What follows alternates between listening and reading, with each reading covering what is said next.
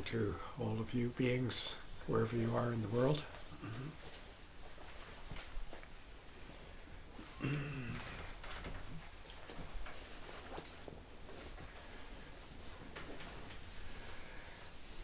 I have a kind of wish, which isn't totally unattainable, but it could fail, you see, if we try and pull it off, so I'm kind of hesitant to do so. But it's an absolutely gloriously beautiful day outside. And in the past, at this time of the year, we would be down in the Buddha Grove. And it's just feeling the swish and so on, but we've got the largest number of people joining us on the Zoom. And although, yes, we could maybe hotspot the phone or something, but sometimes the wind comes up, and you know what the wind blowing into microphones like. And actually there's easily 6 times as many people in that box as there are sitting in the room. So we're doing it in the room. But I'd like you to imagine for a moment.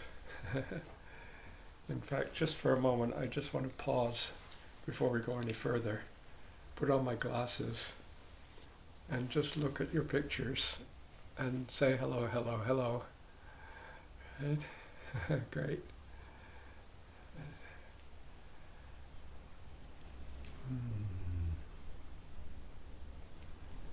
And we've got a whole lot of people who are not using their video.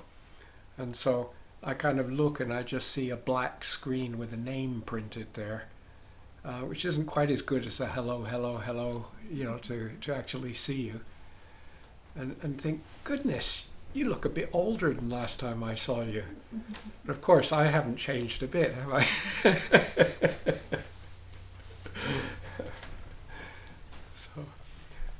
By the way, while I think about it, because I will probably forget before the end, but for the people who are here, and for those of you that are joining us on the Zoom, you have to take this as an intent on my part, and you have to use your imagination to let that flower. And if you go for a walk after we finish the class, and you just go down to the bottom of the property there, and have a look at the macadamia nut trees, which are in full flower, and they're just actually buzzing. There's millions of bees in there, and the smell is almost overwhelming. And you can have a little pre-lunch snack, because if you look, you'll see we've got a mulberry tree which is absolutely laden with ripening fruit. And it needs some people to go down and get their fingers all kind of messy, right? Picking them off and kind of joining with the birds. And this one's one that's sort of halfway between a black mulberry and a red mulberry. And actually it's the black ones which are ripe and ready for go. So please, and if you get bored with the class, you can just get out and go down and eat mulberries down there. Yeah.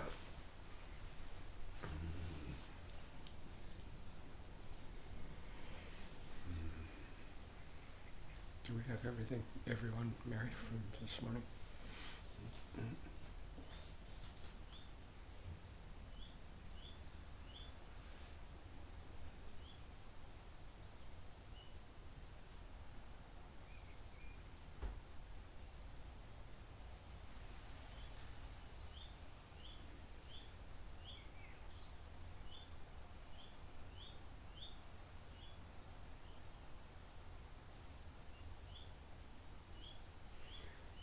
Topic today is so subtle that actually it's impossible to talk about in any easy fashion. This idea of wisdom, strange commodity which seems to be rare in our culture. Got lots of knowledge, right? But we wonder whether we have lots of wisdom. And because it's so subtle, I'd like to kind of enter into our exploration this morning in a slightly different way, I'd like to read for you a poem. And the poem emerged on paper anyway in about 2006, I think it was, or 9, or somewhere around there, down at Wangapeka at our retreat center down the South Island.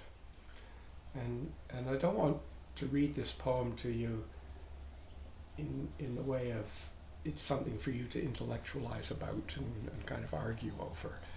I want to use the poem as a kind of a little toboggan that we can all ride our way into a quieter, more subtle, open, contemplative space.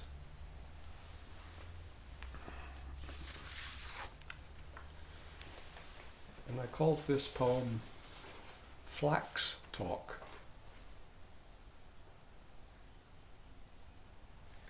So perhaps just sit yourself down as comfortably as you can, right? Open all your senses, come to your breathing.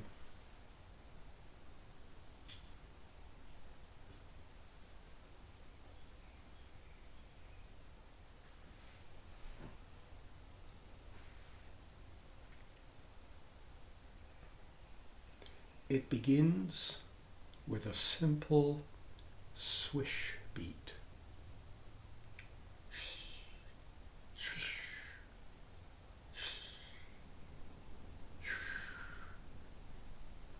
Adding a flutter, a rustle, a stroking. Who's there? Invisible feather rhythmically brushing my cells.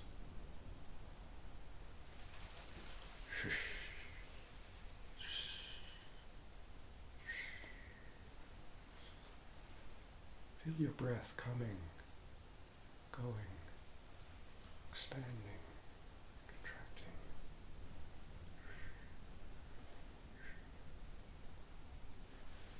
Adding a flutter, a rustle, a stroking. Who's there? Invisible feather rhythmically brushing my cells, teasing forth alertness, suspicions, speculations, and question. I'm sure I hear words. Whispered conversations.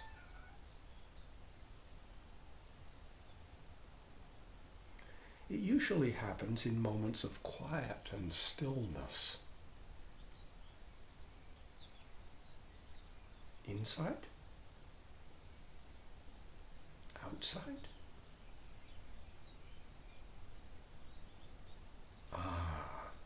It's the flax talking. What a strange idea.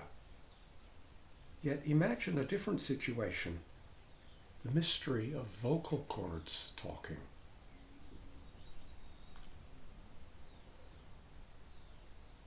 I settle and rest in a wondrous wondering.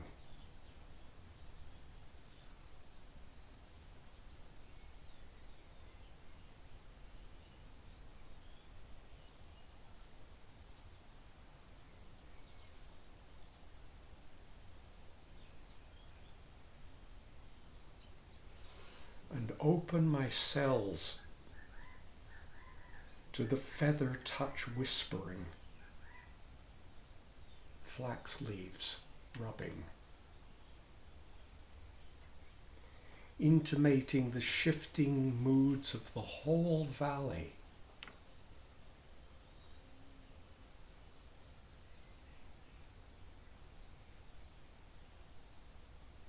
The world, the sky, and oceans and reachings of tiny fern heads, toadstools and bracken fronds. The solar system, this arm of galaxy, tuis breathing in their sleep, and rabbits foraging in the grass.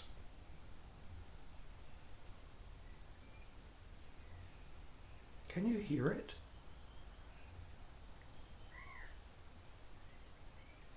In the intimacy of nowing, my whole body gently thrills in the embrace of all messages of here-ness.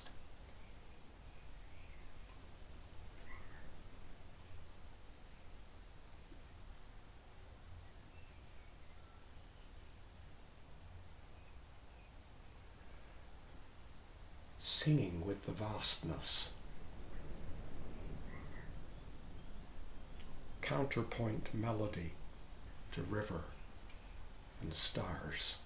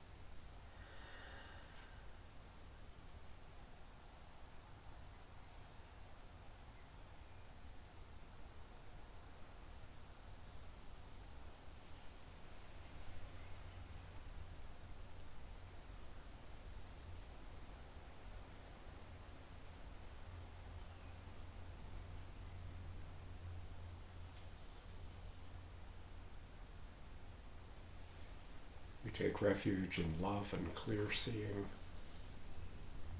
We live courageously in this world of birthing and dying. Our hearts embrace all companions on this path of lucidity and freedom. However innumerable beings are, I vow to meet them with kindness and interest. However inexhaustible the states of suffering are, I vow to touch them with patience and love. However immeasurable the dharmas are, I vow to explore them deeply and thoroughly.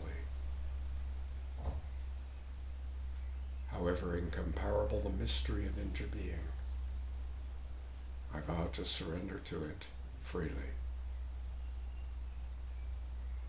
From this day forth, with wisdom and compassion as my lamp and staff, I dedicate all my life energies to the welfare of all beings. Sadhu, sadhu, sadhu.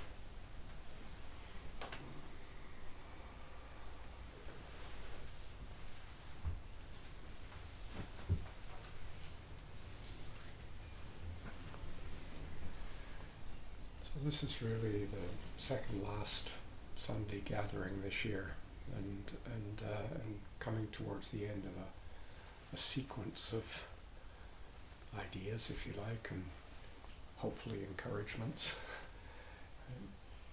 And last time we gathered, we particularly outlined this idea of 6 domains of relational knowing, if you like. And we talked about this kind of emergent corporeal relating or knowing, and intercorporeal relating and knowing cells, and cells collaborating with cells, and subjective knowing, right, or relating, which is like the whole kind of community organism of the entire collection of emerging life, right, acting as a kind of integrated whole, right, in relationship with other. And then intersubjective relating, right, as we kind of grow our way into recognizing that other beings are also living the same kind of experience. And then verbal relating, right? As we learn to talk, because this actually parallels our growth, right, from conception up to today. And finally, story relating, the kind of stories and beliefs and fictions and explanations that our culture takes for granted as being just the way things are, right? The kind of ready-made stories we find ourselves in, right?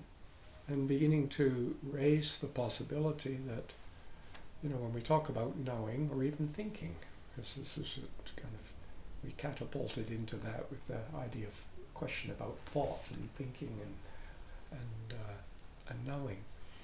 Right? This is taking place continuously as we live. Okay? And before we actually go into this,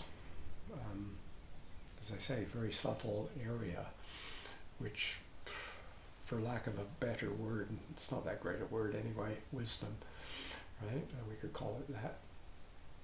No-name product, which is essential, right, for life. I'd like to pause for a moment and just see if there have been any questions or observations or thoughts arising through your explorations of particularly what we were talking about last time we gathered, because it's a huge topic, right? It's a huge exploration. It's not a matter of just listing 6 things. Right? And this idea that one could be one's experience is a kind of summation of multiple knowings, all interpenetrating and inter-responding at many, many levels and dimensions of being. And the end result is, I'm bored. It takes incredible, a whole universe to unfold for billions of years to come up with some amazing thing where carbon atoms and phosphorus atoms and et cetera, arrange themselves and say, so what's the point of doing this? Right? I mean, even what I'm trying to say is even what we call negative things are miracles. I mean, we also have positive things that are miracles, which are great. Right? But let's pause for a moment and just see if either in the room, and we've got a small number of people in the room today, or in Zoom space, right? We have a larger number of participants, so there might be some observations or questions or things we could explore before we gently nudge ourselves further and see if we can hear the flax talking, this kind of incredibly subtle whispering, which is going on all around us, but we don't even notice it.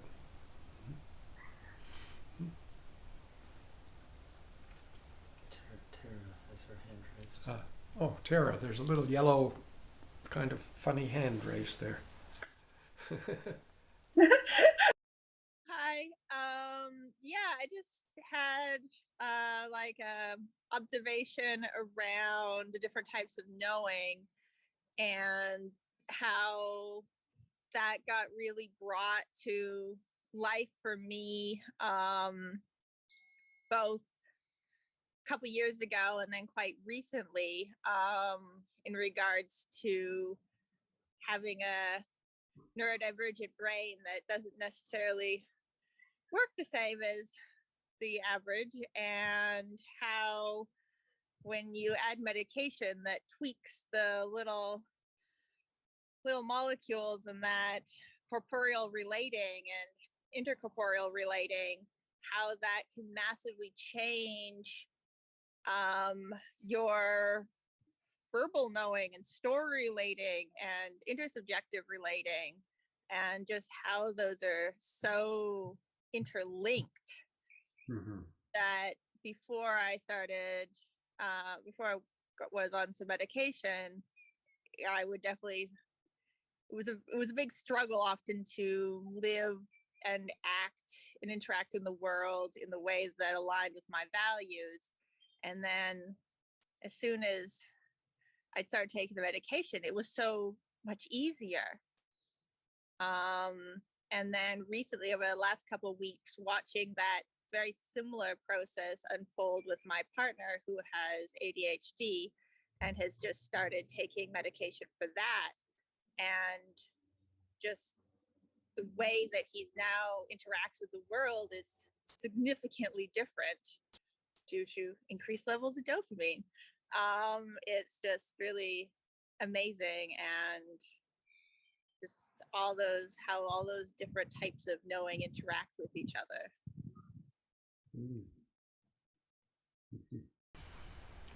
Now, there's different types of medication, aren't there? Or did you say meditation? Meditation. You see, medication and meditation are not necessarily two different things. No, they're not. Right? But they're different domains of experience. And badly applied meditation is just as bad as badly applied medication. And well-applied meditation and well-applied medication, I mean, meditation, we can't really see that in terms of molecular activity, whereas corporeal activity, right? Medication is working at molecular levels, right? And so we actually, as beings who are perhaps inspired to raise the question, what would it mean for all of me to be present with and for all of you? In other words, to really begin to explore and open up the possibilities that there's more all of me than I thought, and that there's more all of you than we thought, right? That this process, right, is very much this is the kind of the heart of contemplation. It's not Buddhism. It's not spiritual stuff. It's actually just living well.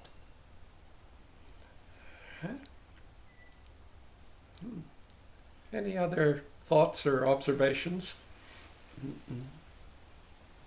Stephen, you can keep an eye on the screen for me.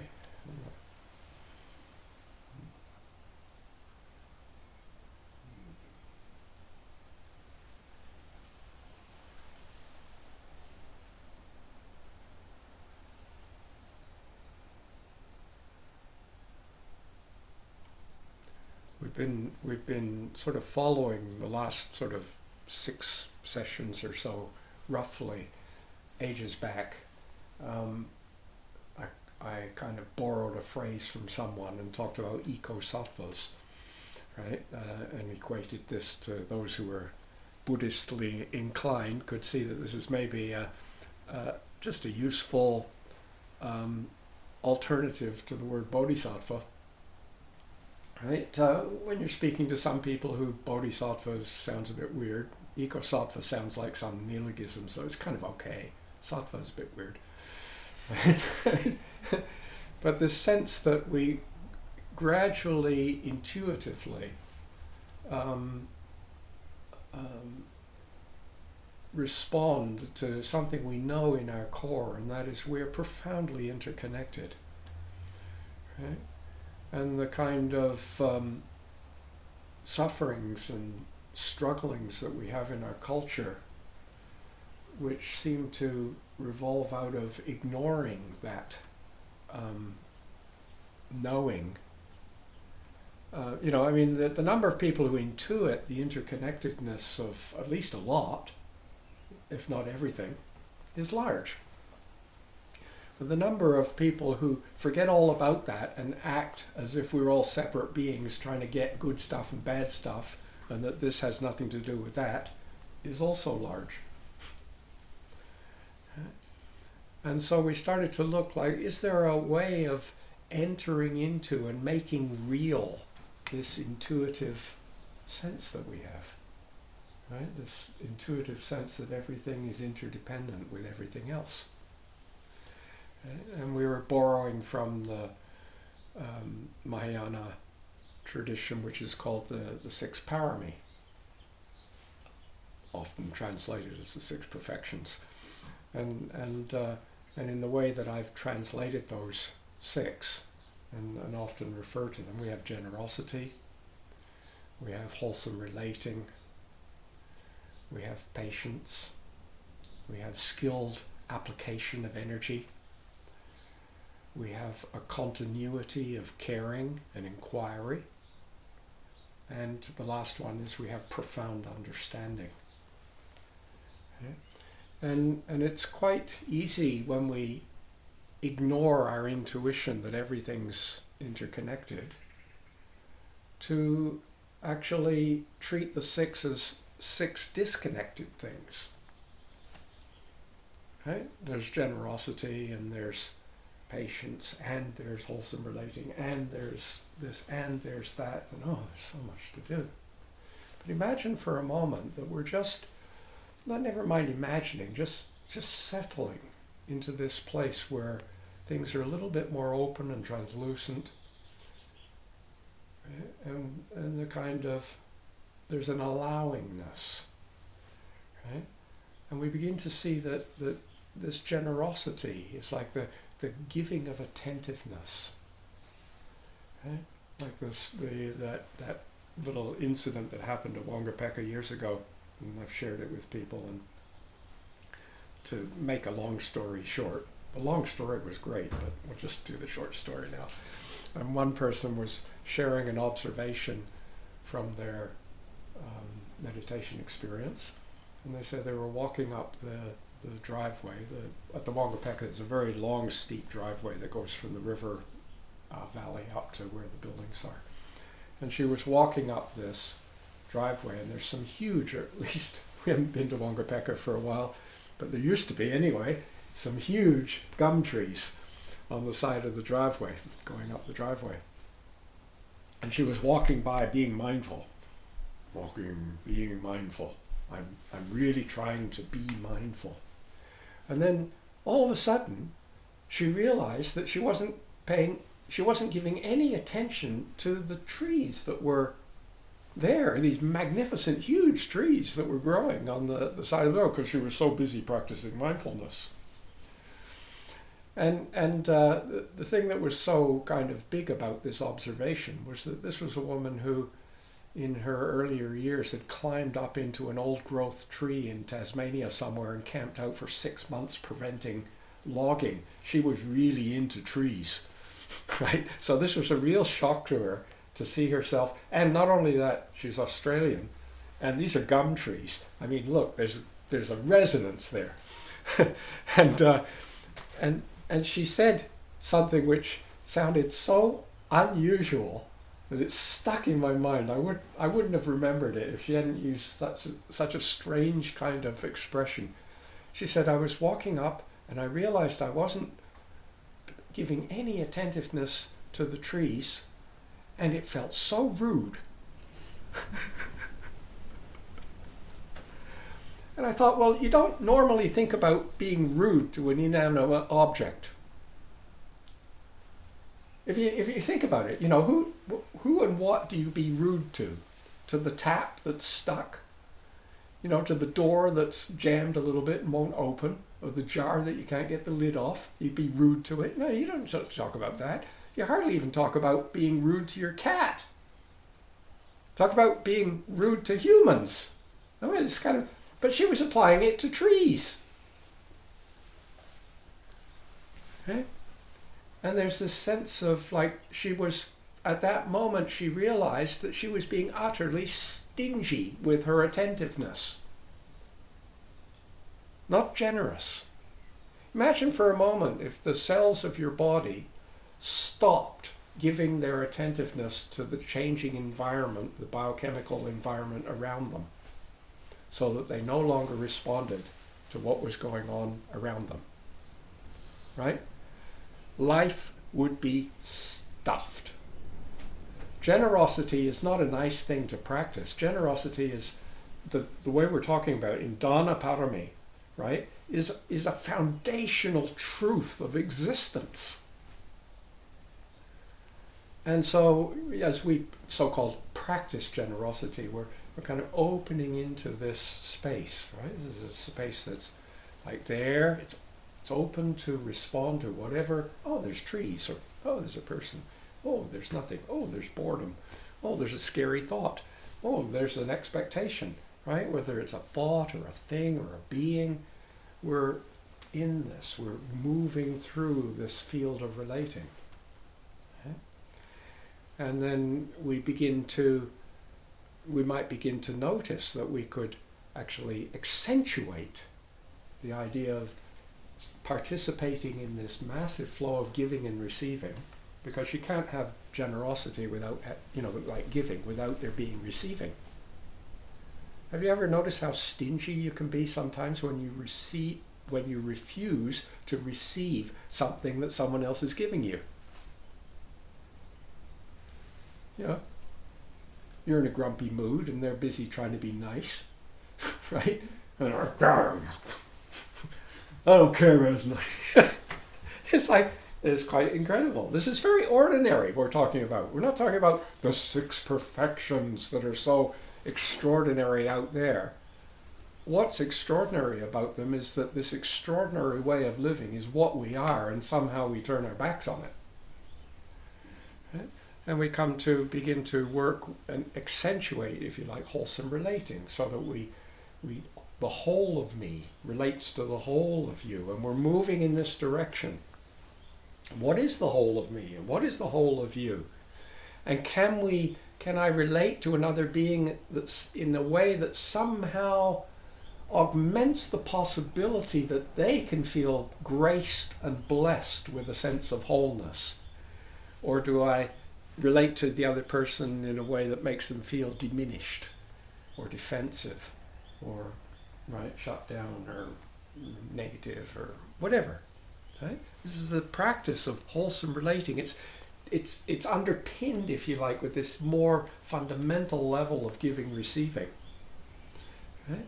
But we're working on this, and so we're just coming. Our contemplation involves just opening into this expanse of generosity that's going on all the time. It's generosity that's generating this next moment.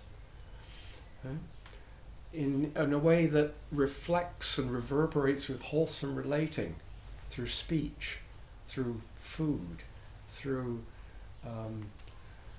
thoughts, right? Through physical action. Okay? Can I walk upon the earth in a way? These are deep questions for the Eco-sattva. Otherwise, you're just Eco-sattva in label only. I'm an Eco-sattva, but I haven't got time for generosity or wholesome relating. Unlikely, right? And then the fact that, part of this dance of interbeingness, because we are a collaboration. Imagine for a moment that it's not your meditation. Oh, I got my meditation practice. Be a fantastic transformation just to kind of become a bit quirky and at least say our meditation practice when you're by yourself in your room. Right? Just from the point of view of tweaking the remembrance that we are collaborative, cooperative becomings. Right? Interbeing, interknowings. Right? Just playing back and forth. This is what we are. Right from the beginning, we are this. And we begin to recognize, it usually comes through first of all in moments of distress, but eventually we might even notice it when we're in good space, right? That actually everything and every living process has its own timing. And that sometimes the kind of rhythm of one being that I'm relating to is just different from the rhythm that I'm relating to. And so it becomes kind of obvious that it takes a little time to, if you take a whole bunch of metronomes, if you're going to be a musician to know metronomes, old-fashioned metronomes that had pendulums, tick, tock, tick, tock, tick, tock. And so you set up all these metronomes, right? And they're all out of kilter, right? Tick tock tock, tick tick tick tock, tick tock tock tock, tick tock. And then you come back a period of time later, and eventually they're all in synchronization. Tick tock, tick tock. It's a bit like that story I told you earlier in the year of me being at some great sort of crowd event, and I was dragged to it because I don't go to crowd events. It's not my thing, you know. And they did this Mexican hat wave thing, you know, where the crowd's going hysterical, you know, and you see this wave of like physical movement and noise and everything, and it would kind of move around the stadium, and I sat there and I was kind of, no way I'm participating in this nuttiness, right? And then the wave came around here, and it got up to where, you know, like I was part of that area, and suddenly my whole being was going, I'm going, no. And after all, I just gave up. Right? And so, you know, how do we come into, you know, we're in disharmony with another being. How do we come into harmony with another being? Well, one of the ways to do it is to get a lawyer and sue them, right? Or, you know, nuke them, right? Carpet bomb them, right? Blackmail them. These are methods, right, that we could use, right? Or, right, we could realize that actually together we make this.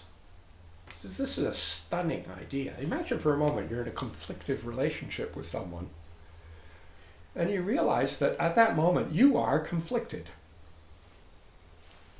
I am conflict, right?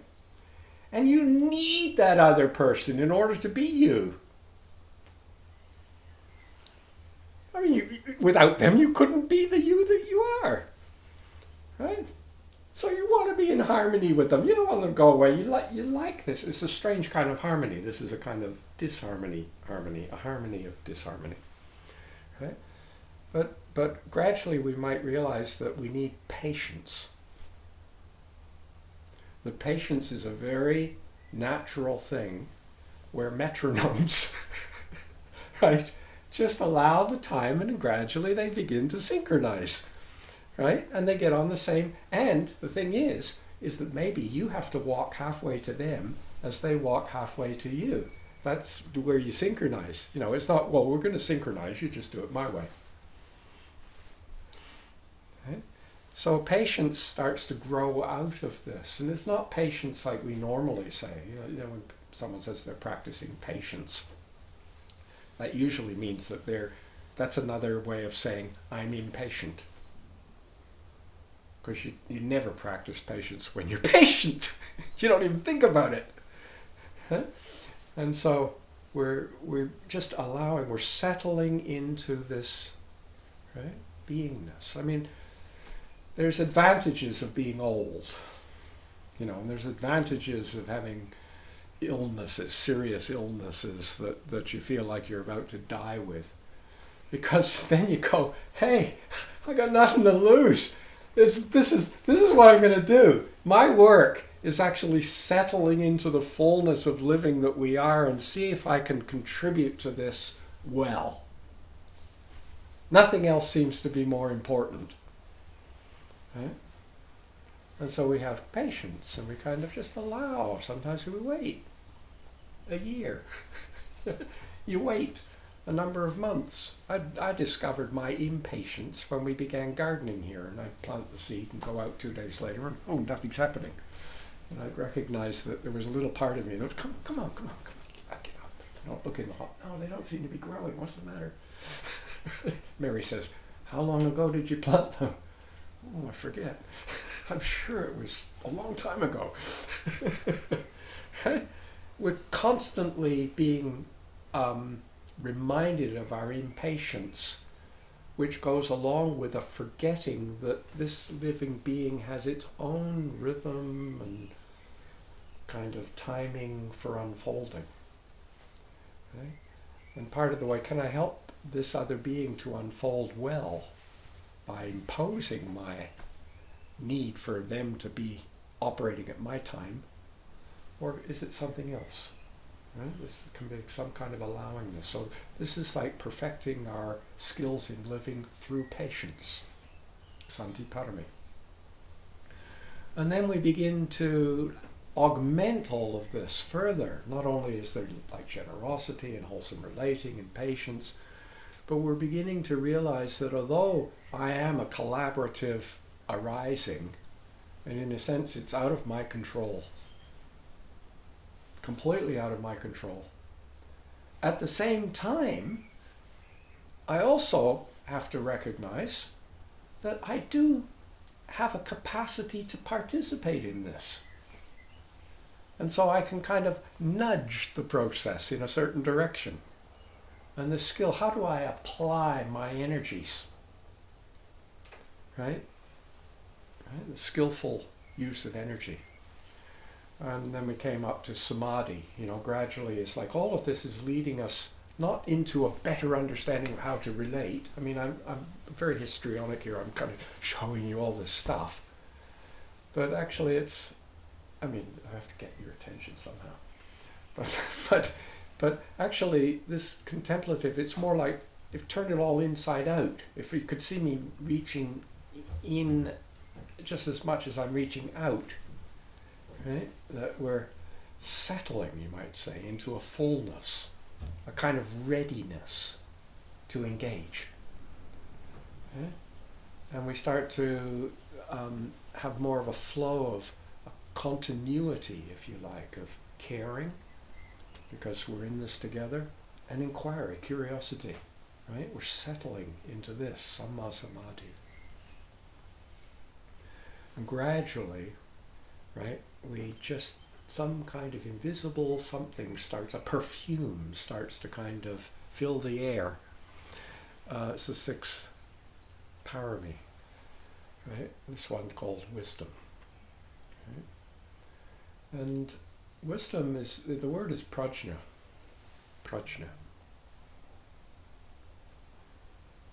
And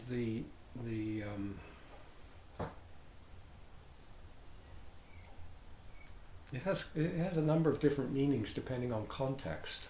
Right? Sometimes it can mean knowledge, right? Knowing. But I found it very useful to see, for example, in the Tibetan tradition, they have two Tibetan, Prajna is Sanskrit, they have two words, right, which are sometimes interchanged with Prajna depending on the context. Right? And one of them is sherab, and the other one is yeshe. Right? And the word sherab is really talking about, there was a translator that I've referred to often because I very much like his work, Karl Brunholzl. And he was trying to explain prajna from the point of view of sherab.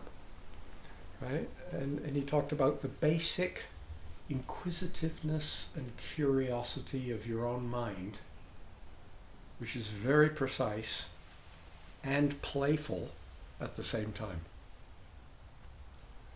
Okay?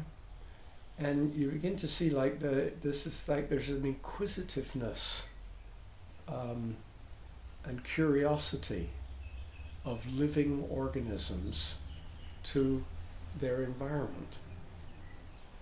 Okay? Unfortunately, people just don't see this unless they make extra effort to look.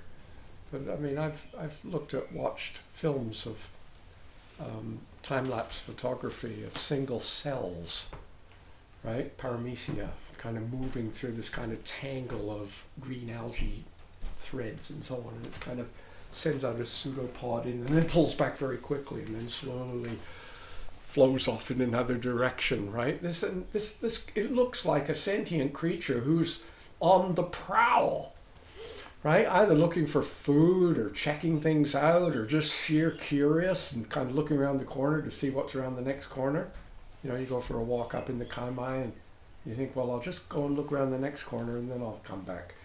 And then you get to the next corner. Of course, it's a very interesting corner a little bit further on, and I'll just go and look around that one.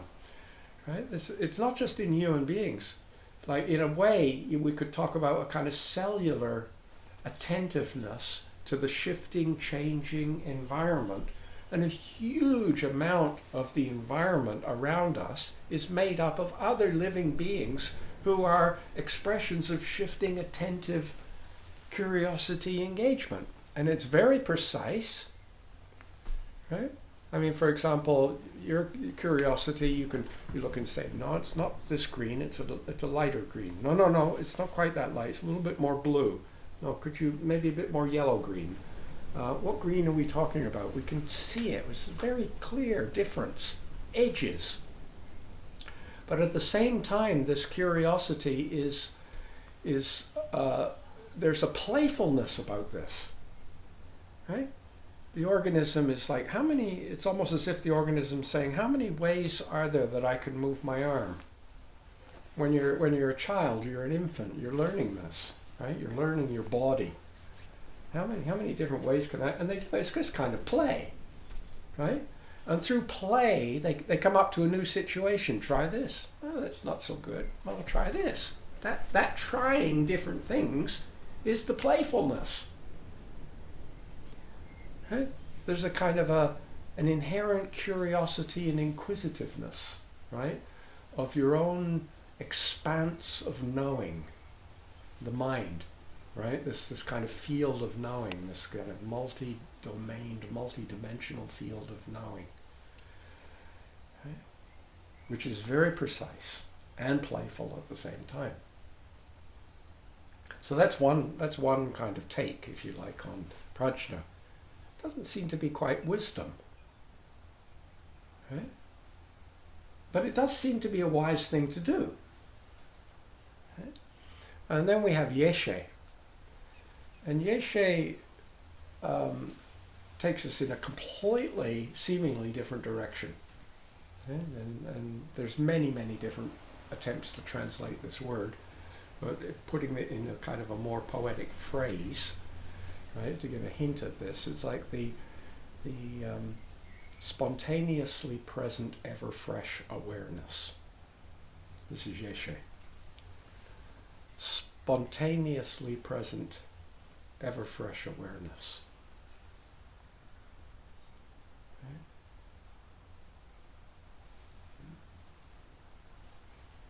This kind of spontaneously present, ever fresh knowing. It's ever fresh knowing because it's like the next moment is different. It's always shifting and changing and arising out of the relational activity that's going on. It's utterly relational activity. It's underpinned by generosity, wholesome relating, patience, skilled use of energy, continuity of caring and inquiry. And then we begin to glimpse this. And this is considered so utterly central in Buddhist teaching that in the Mahayana tradition there's a whole, almost like schools, you might say, of teachings, which are called prajnaparamita teachings. The perfection of wisdom, perfection of prajna. Okay? And, I mean, for example, when we talk about wisdom,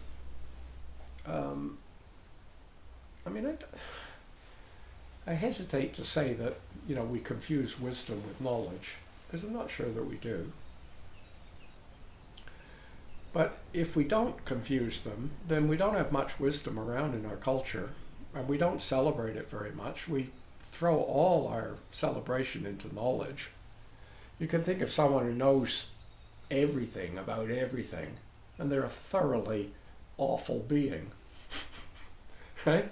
I mean, I sometimes wonder, what does this word wisdom, it's an English word, sometimes I think maybe it has Germanic roots or something, and it comes as the domain of the vice, of the, and now I'm going to jump back and forth across cultures, because vice is white, and this is not a racist thing, it's the idea of white light.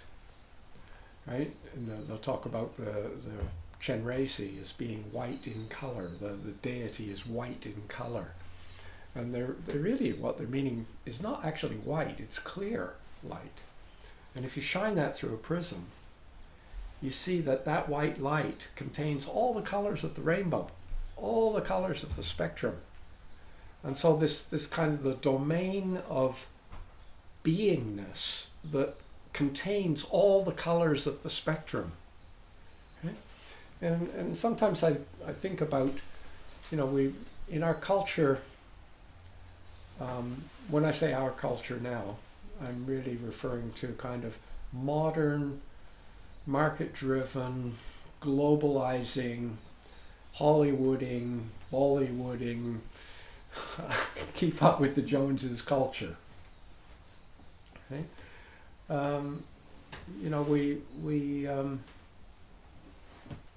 This idea of the wise being is just not celebrated at all.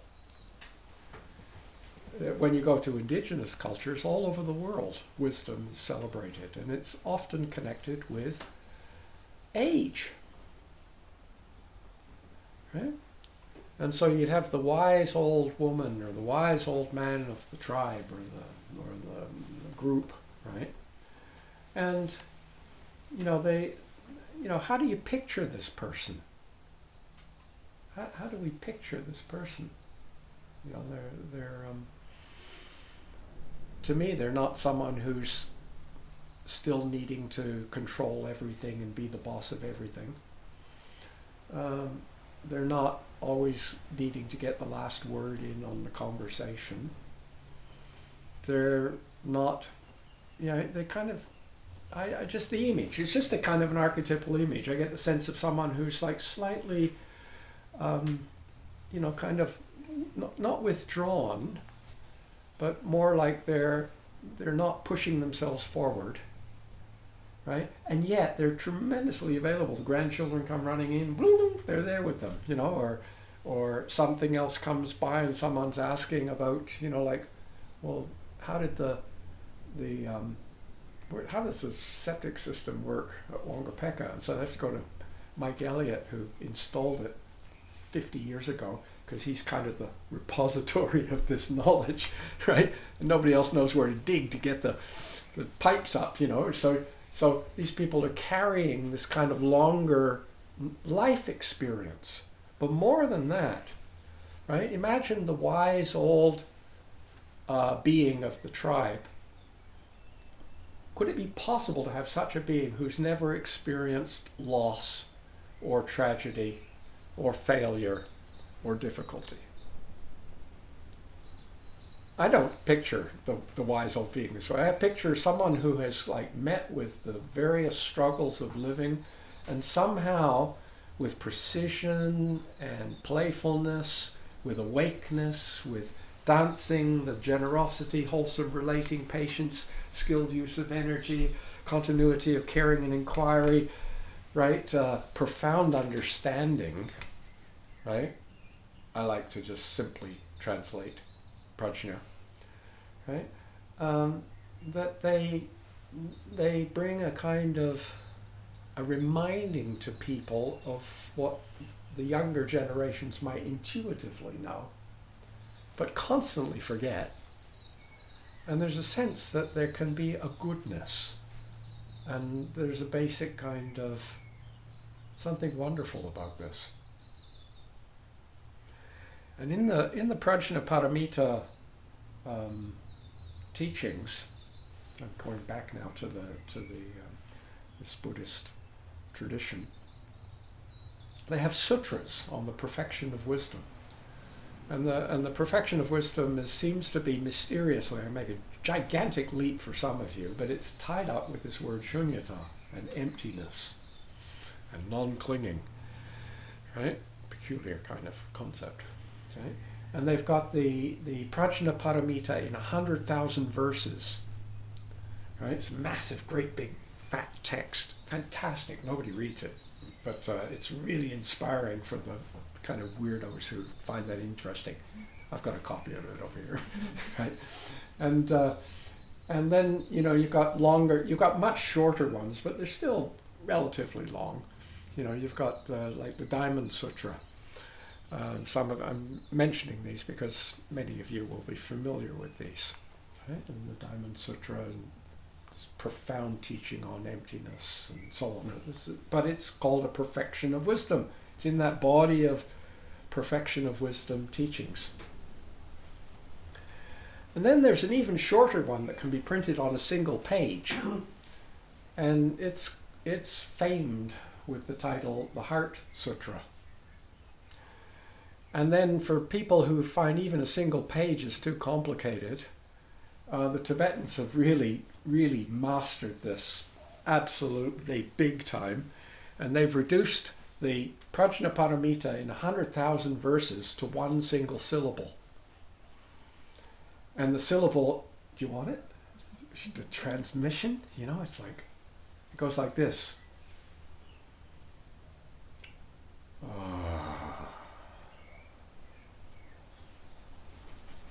That's the syllable, right? Right? And in sometimes you'll see this like an letter at the the very top of the tonka, above the head of all the Buddhas and so on. Like even more mysterious than this is this one syllable. And I like this word because for me, you can pronounce it different ways. You go it's not quite it, right? But you can make it into a long and it becomes and you're walking along trying to perform, trying to get somewhere, trying to do something, and just all of a sudden you go, I'm tired. You have that Forrest Gump moment. I'm tired. I'm going home. Right? And you drop into, right, this kind of flow of the Parami.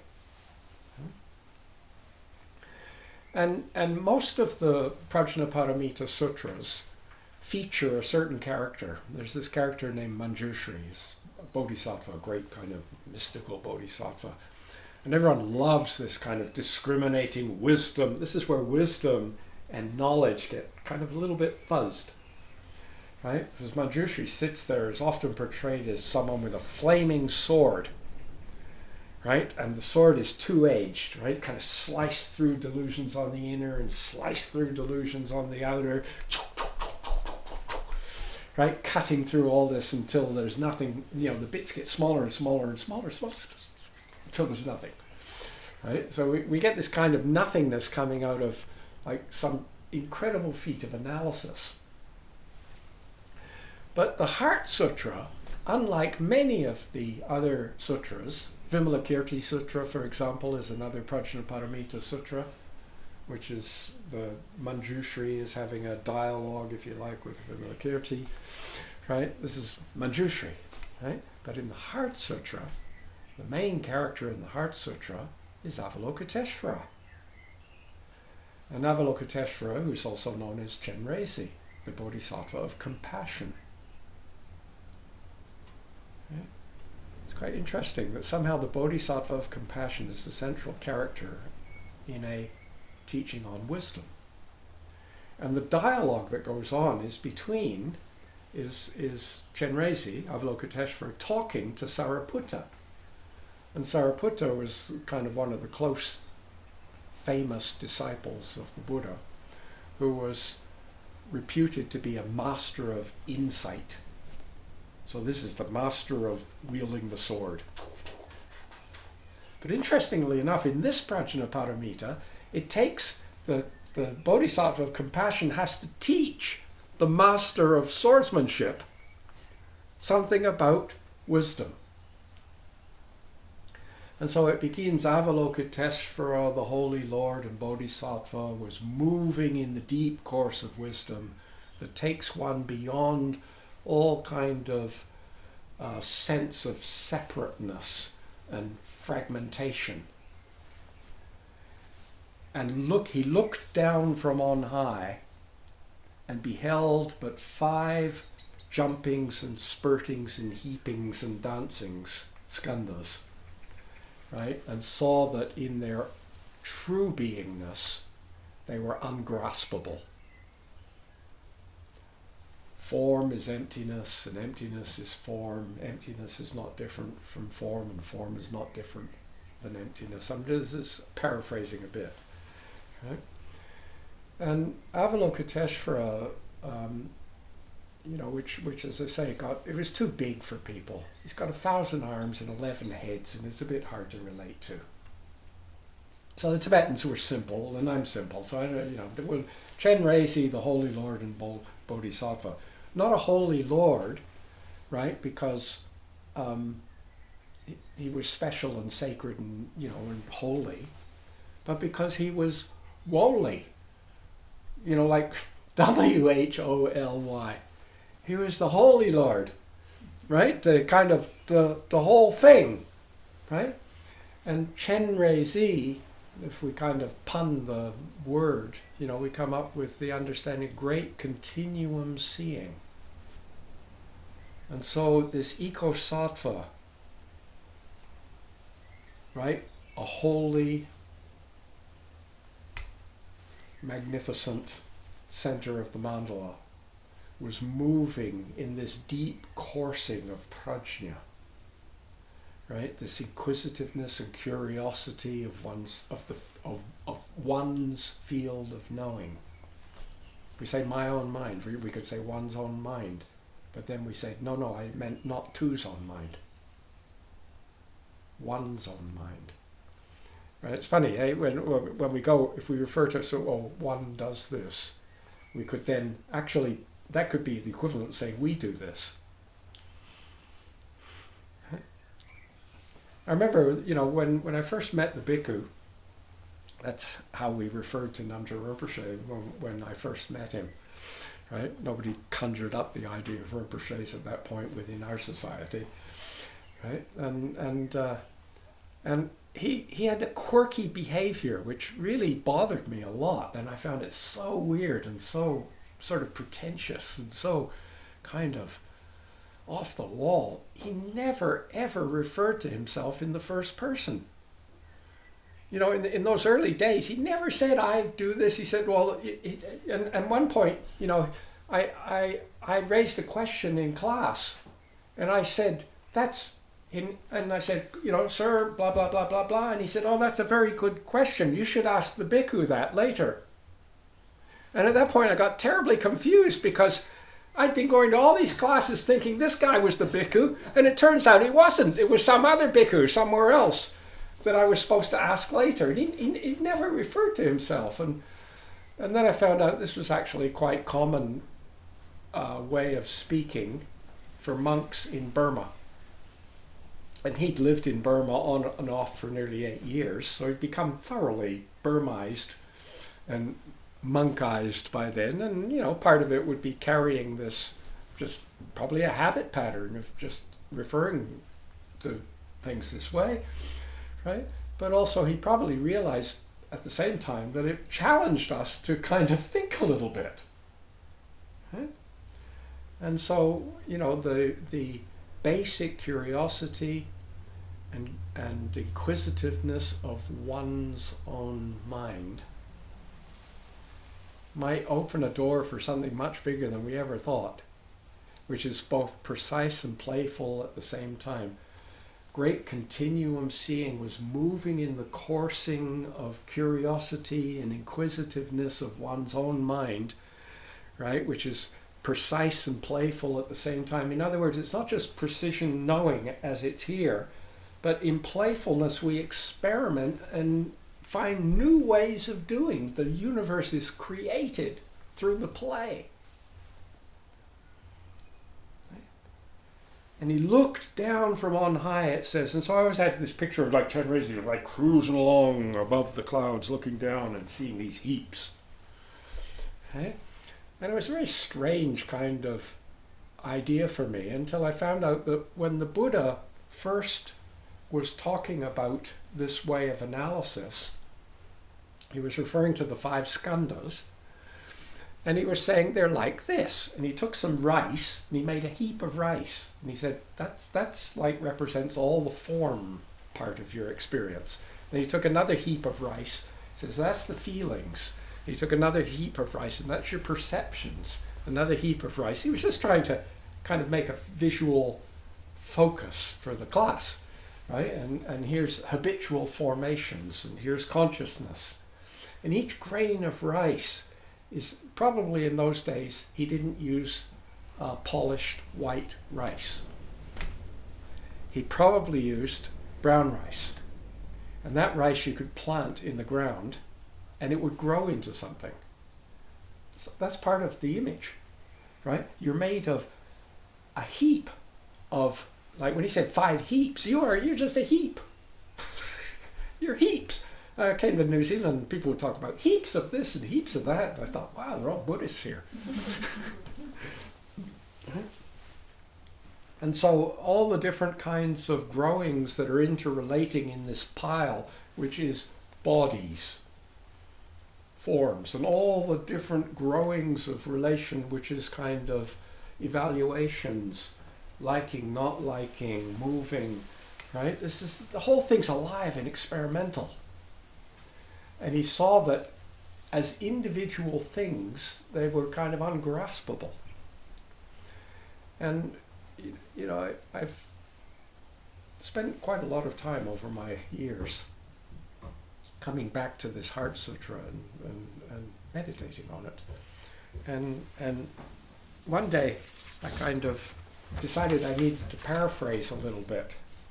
And so I'll just share this with you now, because look down from on high was just a bit kind of, I don't know what, you know, master mind, big brain or something, right? Avalokitesavaro looked down from on high at the full mandala of experience, looked up from below, looked out in all directions, looked in from all sides, looked back from the future, looked forward from the past, looked in a way that translucentizes past, present, and future, looked thoroughly, penetratingly, inquisitively, lovingly, and saw.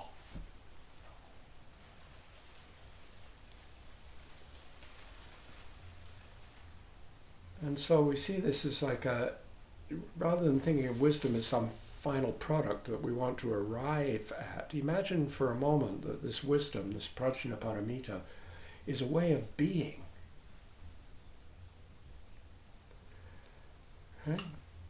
That kind of carries these. And so and he looked down from on high, you know, looked up from below, looked, I mean, just for a moment, right? Sit down right now. You're moving, your life is the coursing of this, inquisitiveness and curiosity. He's not moving, wisdom's not sitting there and he's moving through the wisdom. He moved in the course of wisdom. But this is the coursing of wisdom. He is the coursing of wisdom. Okay.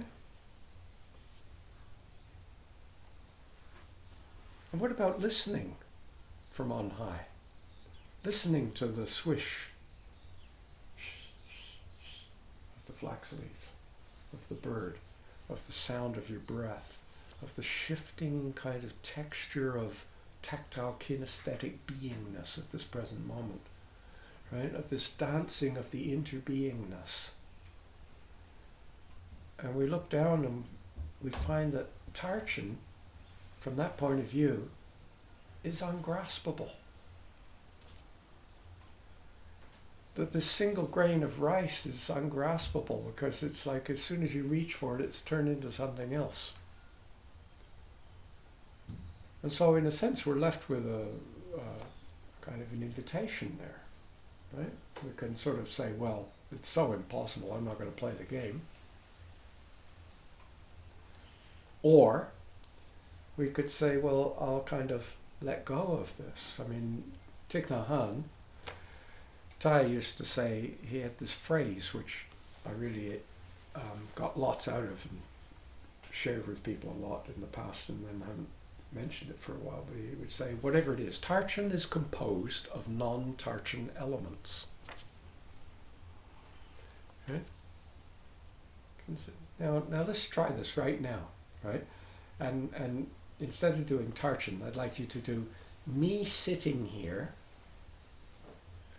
right? This is your phrase, if you like. Me sitting here is composed of non-me sitting here elements. Okay?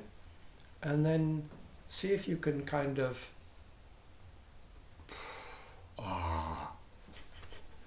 right?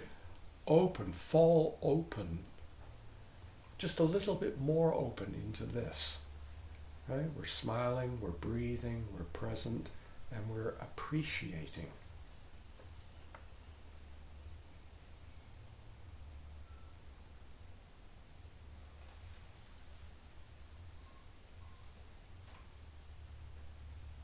Looking at the full mandala of your experience.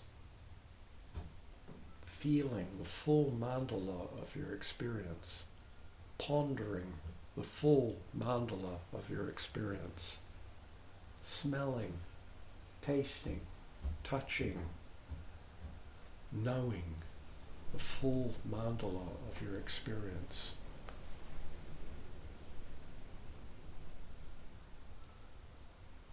Looking at this upward from below.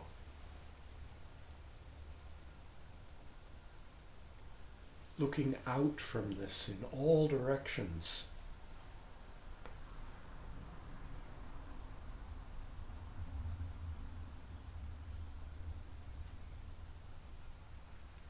Looking into this from all sides simultaneously.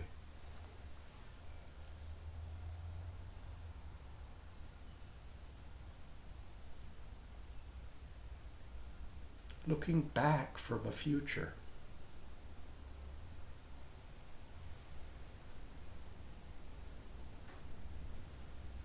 Looking forward from a past. You're just sitting here. Great continuum seeing, looking. Looking in a way that translucentizes. And this is a phrase that those of you that have known me for a while, I've used this for years, right? The sense of learning the art of translucentizing our experience, so that when I focus on, for example, the feelings of my muscles, I don't necessarily make opaque the awareness of the light around my body. I could have them both. Somehow, right? It's like without haggling over what we mean. This is an invitation to find out how it can work. Can we translucentize our experience so that we can see the forms, we can see the feelings, we can see the states of mind, we can see the perceptions, we can see the habitual formations, we can see the consciousness, we can see our socialness, we can see our embeddedness in the ecology of life. Multiple realms interpenetrating, translucentizing this. Looked in a way that translucentizes past, present, and future. We can see what is happening now has flowed out of the activities that we call past. And what's happening now will be the past for future activities. So like, in other words, what we do matters. And we're just continuously at this cresting wave of now. I'm kind of muddling all my poems up, right? Awash on a timeless beach of now, discovering beingness anew. Okay? This is the contemplative work. I'm not expecting or even suggesting that you're going to somehow spend your whole time just consciously doing this.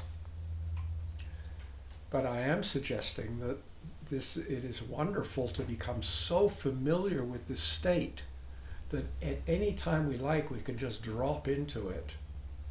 And you'll find it changes your relationship with the world around you as well. And it doesn't just happen, and it's not some words or some knowledge that does this. This is living experience.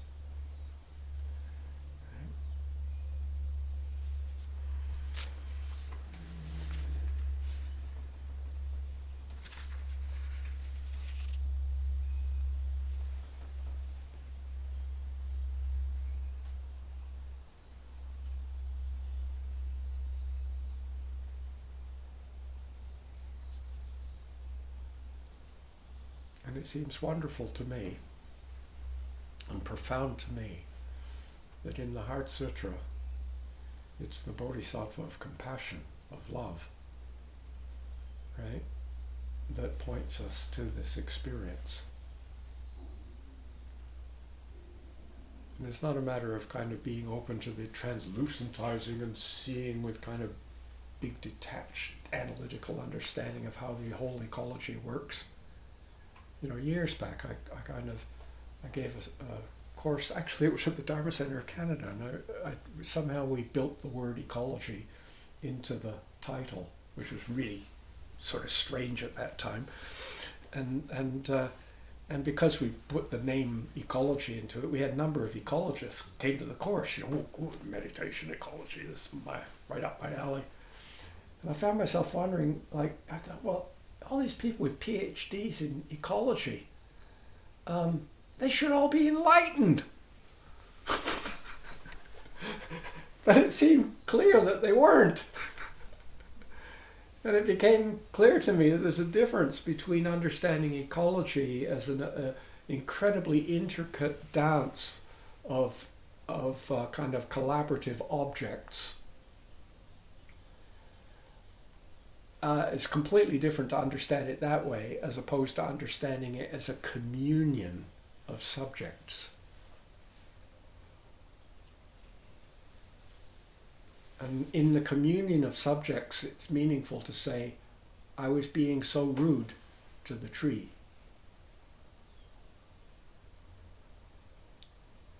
Yeah. And in this communion of subject, how can we come to a communion of subject without a kind of just a deepening sense that, we're all going to die someday. And so, you go, well, I suppose the only choice we get, if we had a choice at all, is how are we going to do it? I'm going to die and be the most curmudgeonly, grumpy person that I can possibly do. I really see if I can pull this off, right? I'm going to die, but I'm going to leave instructions to my lawyer to sue you after I'm dead, right? I'm going to do some kind of intellectual property thing on my ideas and thoughts and writings so that no one can possibly use my stuff without paying into my estate, right? Or you could go, well, I'm going to die now. What have I got to lose? I think, it seems that to love and appreciate everyone and everything, what more can there be than this? And why should we wait until we're old and on death's doorstep to do that? How about doing it earlier, right? And so we come from studying ecology to, in a sense, being the ecological experience in action. Eco-sattvas, if you like, if you want a word for it, right? And in this sense, all beings are at heart eco-sattva. The heart is like the pith, the core, the central issue of living. And sutra means to hear, right? They just call all these written texts sutras because, many years later, they developed writing and printing presses and kind of mass carving. and they rendered what was originally an oral tradition, spoken tradition, into words printed on a page. So they started to refer to books and written texts as sutras.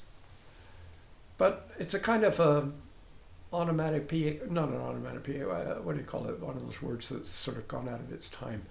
Anyway, that it was actually a spoken, heard thing. And so the Heart Sutra is not some kind of written down teaching that's sort of the most important teaching. It's actually the teaching of listening with your heart. The teachings on how to listen with your heart. Form is emptying, and the emptying is forming. Forming is not different from emptying. Emptying is not different from forming, right? When we look deeply into something, it kind of expands. And in its expanding, it reveals that it's made of what you thought it was elements. Okay? Years back, I remember here, before all these gardens are here, we had a meadow, big meadow. We made hay. There's some photographs of us walking behind a tractor picking up hay bales, right? And I had a stereo. We've still got the stereo microscope, and we've got these hawk's beards that are like giant dandelions that have multiple heads. They grow wild in the fields here. And I remember once I had the microscope set up, and I was looking into one, and I looked into this one. You know what a dandelion head's like, but it's actually a kind of multiple flower head. It's like many florets. It's made of many, many flowers, all kind of gathered together in a bundle. And they look like little trumpets under the stereo microscope. Each one is like a little trumpet. And I looked down one, and believe it or not, right? Sometimes I'm doubting it, but I know I saw this, right? There was actually an orb weaver spider web at the bottom of one of the trumpets, and a little tiny micro spider in it. So I kind of like, by using the microscope to expand, right? I saw that the dandelion head was made of non-dandelion head elements. I kind of looked up from my microscope, and I saw the field, and there was like hundreds and hundreds of these hawksbeard flowers blowing in the wind. And in my imagination, suddenly there were like gazillions of guys living their lives. Well, there must have been some other even smaller guys that got caught in the web. Right? Huh. And was this dandelion a dandelion, or was it a spider's home, or a spider's universe? Right? So by looking, by opening and translucentizing the world, right, it enlarges, it expands, it grows bigger. It actually shunyas. That's actually a Sanskrit word, and so we talk about sunyata, which always gets translated as emptiness, right, is a kind of difficult translation, right? Because it's kind of empty. What do we mean by empty? Empty of what? And especially today, when we talk about emptiness, it's kind of got a bit of it's got a really strong negative component. People feel, oh, my life's empty, it's meaningless. It's kind of like empty void. It's very negative, right? Depression kind of thing. And that's got nothing to do with it. So I don't think it's a very good translation at all. Perhaps we could talk about the spacious openness of interbeing. Okay? And shunyata, right?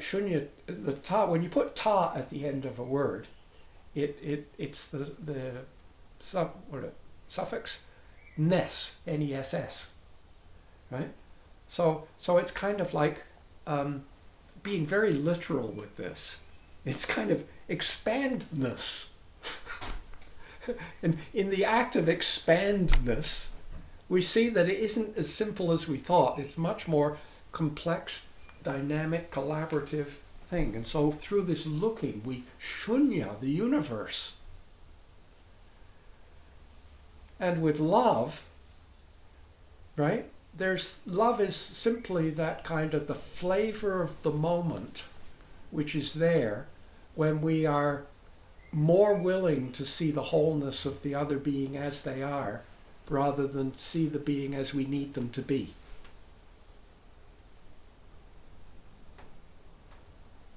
Avalokitesavaro, Chenrezig, the Holy Lord and Bodhisattva, right, is moving in this course of wisdom that takes us beyond looks and beholds but 5 heaps. Iha Sariputta.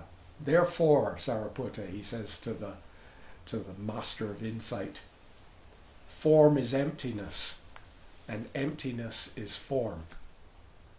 And as Namjal, who was the transformed version, upgraded form of the bhikkhu, right? Just for people who aren't used to the fact that over the course of some of us knowing him, his name changed.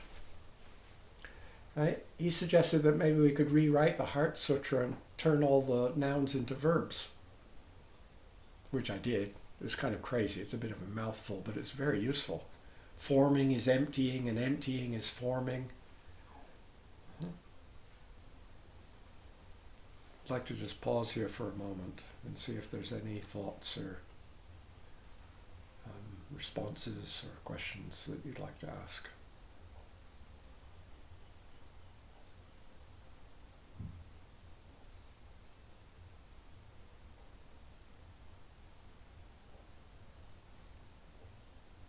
Yeah. Is there a difference between attentiveness and attention? Attentiveness, or you just asked for a real nitpicky answer, right? I mean, attentiveness is you could say the inner quality of applied attention. There's this quote that I like by J.D. McAfee, and he says, "Love is the quality of attention we pay to things." Yeah, it's getting closer. I mean, you can't. Love, whatever it is.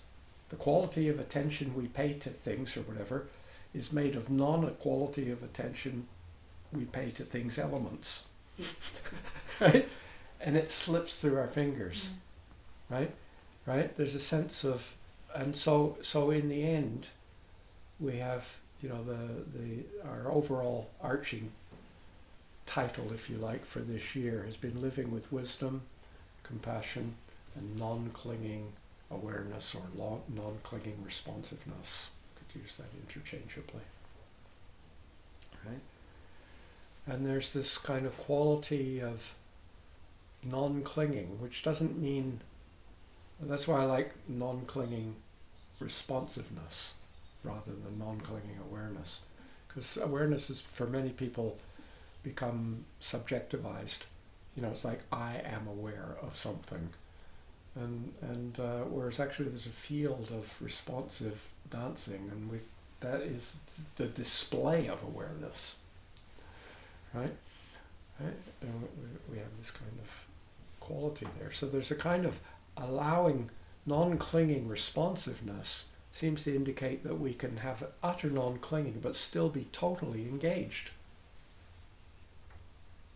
It's a bit of a conundrum. You wonder, well, how is that possible? How can I? Well, find out. If you really ask that question in a big way, right? That's the best one. Let's try and find out.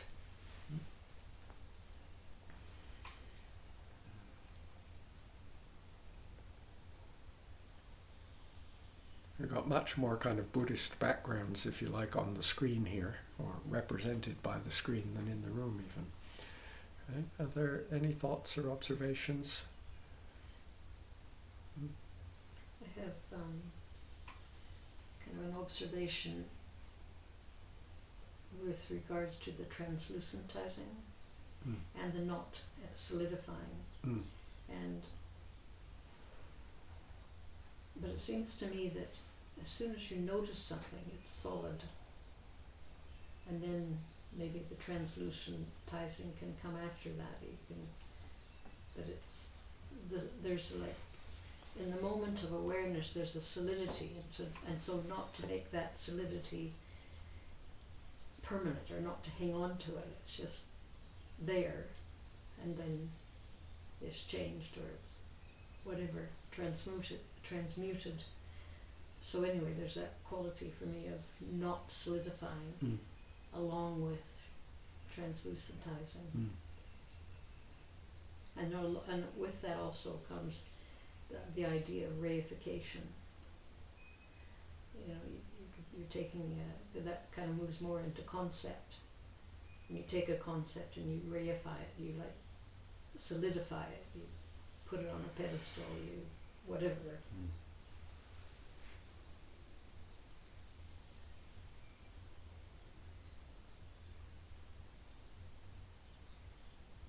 As we go more kind of deeply into this experience that we're hinting at, right? We're entering the domain that's sometimes labeled, if you like, Mahamudra. And Mahamudra is sometimes, Tilopa was one of the great teachers of Mahamudra, said Mahamudra is beyond all words and symbols. And so there comes a point where, maybe we alternate between solidifying and translucentizing. And so we solidify for a year, and then we translucentize for 5 minutes, and then we solidify for another year, and then we translucentize for 5 minutes. Right? We call that a peak experience, or a incredible blessing, or something like that. And then we solidify for 6 months. Start and find ourselves in between translucentize for 10 minutes. Right? And so on and so forth. So they're starting to come closer and closer together until perhaps with the gap, if you like, between solidifying and translucentizing becomes almost like meaninglessly small. And then we maybe at that point, if we go any further than that, we have to go beyond words and symbols.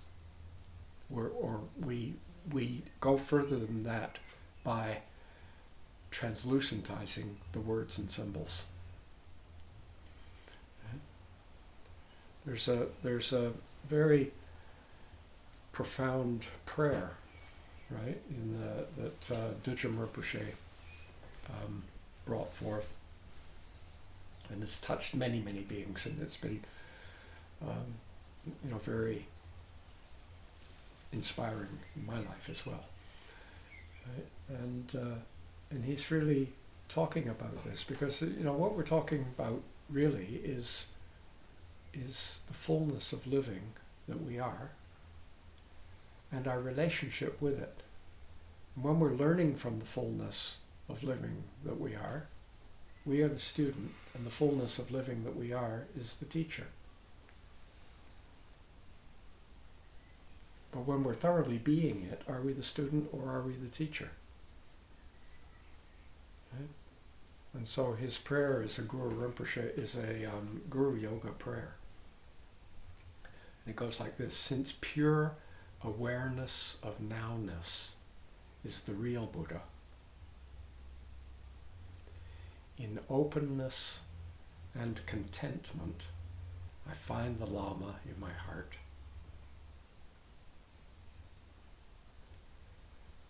This is very ordinary words in English. Since pure awareness, since the 100%, no additives, nothing taken away, nothing added, pure awareness, pure dance of the open field of responsiveness in all the domains and dimensions that it dances, right, is the real joyous, budding Buddha ha ha ha ha. This is the real joyous budding. In openness and contentment, I find the Lama in my heart. This is the Heart Sutra, in my listening, in my deep willingness to be utterly engagedly present. Right? In openness, in spacious openness, in ungraspable spacious openness, and contentment, in both emptiness and form. Not one or the other, not both at the same time, not neither, nothing, but whatever happens to be arising, never mind haggling over whether it's fixed or translucent or what have you, or solid. It's just this, right, in openness and contentment, right? In generosity, wholesome relating, patience, skilled use of energy, continuity of caring and inquiry, profound understanding, I find the Lama at the very heart of beingness, that which teaches, at the very heart of beingness. Since this unending natural mind, this unending natural expanse of knowing being, is the very nature of the Lama, then there is no need for attached grasping or weeping prayers or artificial complaints. Right? By simply resting in this spontaneous, natural state. Right? I realize the spontaneous liberation of whatever arises.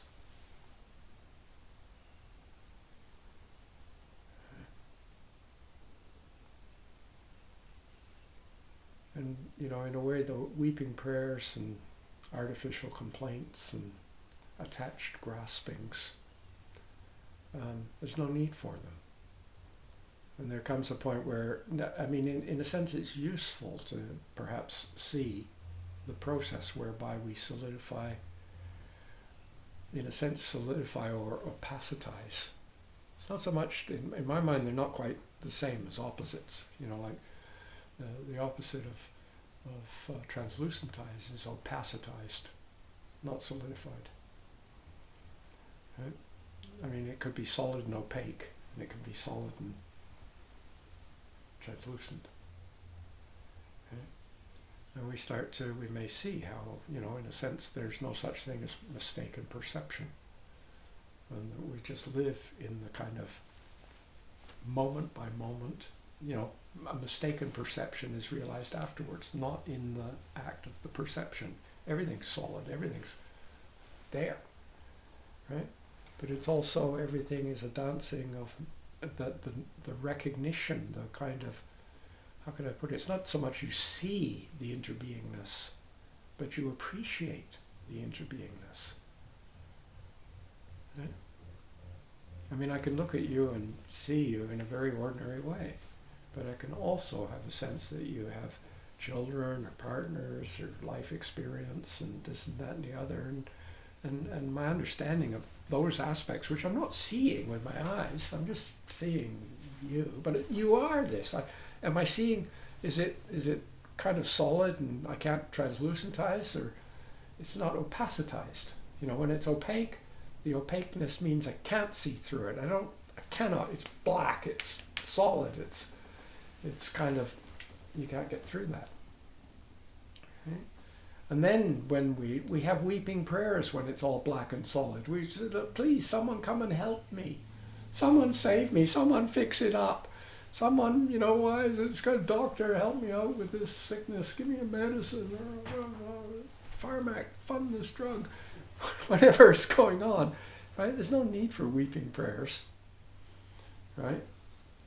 Or attached grasping, like I've got to grasp onto this meditation practice or this teacher or this, right? We can, by simply resting, and I kind of lost the actual words of the very fine last two lines and made them up.